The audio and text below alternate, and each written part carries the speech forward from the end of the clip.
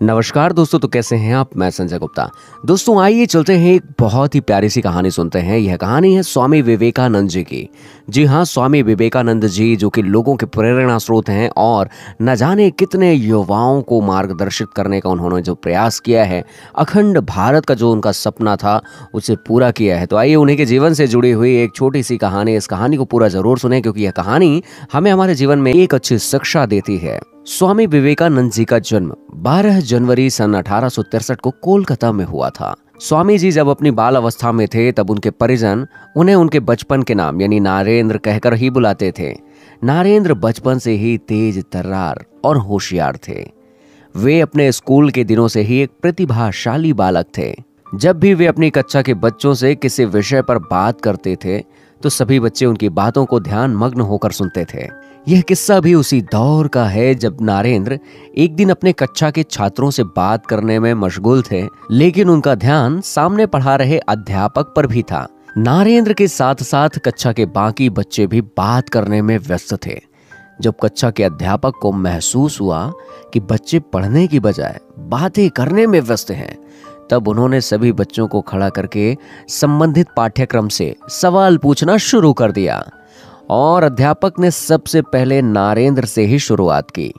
लेकिन नारेंद्र की स्मरण शक्ति काफी तीव्र थी और वे बीच बीच पर पढ़ाई पर भी गौर कर रहे थे। इसलिए नारेंद्र ने तो कक्षा अध्यापक के सभी सवालों का जवाब सही सही दे दिया।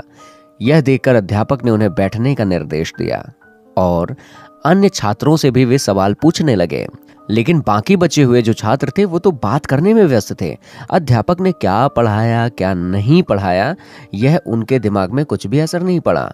तब उन्होंने बच्चों को खड़ा करके संबंधित पाठ्यक्रम से सवाल पूछना शुरू कर दिया।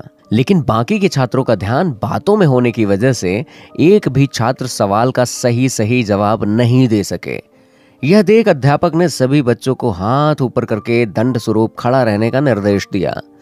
उन सभी बच्चों में नारेंद्र भी अपने हाथ ऊपर करके खड़े हो गए। यह देखकर कक्षा अध्यापक चकित हो गए और उन्होंने नारेंद्र से कहा कि नारेंद्र, तुम बैठ जाओ। तुमने सभी सवालों का बिल्कुल सही जवाब दिया है, तुम हाथ ऊपर करके क्यों खड़े हुए हो। कक्षा अध्यापक की इस बात को सुनकर नारेंद्र ने जवाब देते हुए कहा कि क्षमा करें गुरुजी, मेरी वजह से ही सभी छात्र दंड के पात्र बने हैं। यदि मैं इनसे बात ना करता तो यह पढ़ाई पर ध्यान देते और ये दंड के पात्र नहीं होते। इसीलिए मैंने जो गलती की है मैं सजा का भी हकदार हूं। आप जो सजा मुझे देना चाहते हैं मुझे मंजूर है। नारेंद्र की यह बात सुनकर कक्षा अध्यापक का मन करुणा से भर उठा।